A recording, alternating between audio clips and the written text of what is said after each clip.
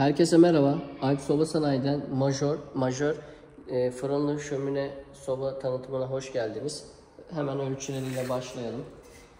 Baca çapımız standart 13 santim. Üst tablamız yaklaşık 30 santime 38 santim gibi gelir. 13 santim çapındaki her türlü boru ve aksesuarı takabilirsiniz. Bu ısı dağıtıcı, cimri diye geçen piyasada. Bundan da sipariş verebilirsiniz. Sobamızın yerden yüksekliği yaklaşık 82 santim. Şöyle hemen fırın ölçülerini de söyleyelim. Derinliği 22 santim, genişliği 27 santim, yüksekliği de yaklaşık 15 santim. Fırın ölçüleri.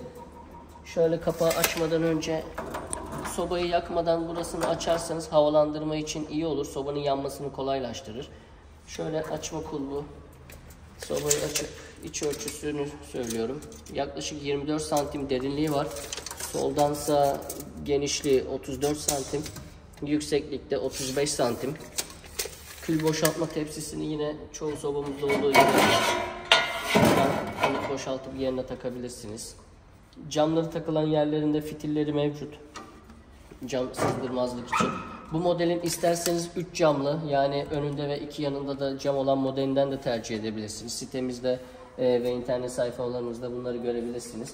Şurada kül silkeleme çubuğu var.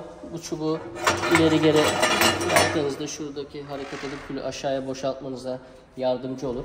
Bu sobayla birlikte dilerseniz 60'a 60 alt tablasını, maşa takımını ve 70, 50, 33, 25, 16 santim ve dirsekten oluşan borulardan sipariş verebilirsiniz. Aşağıdaki iletişim numaralarından bizlere ulaşıp siparişinizi oluşturabilirsiniz.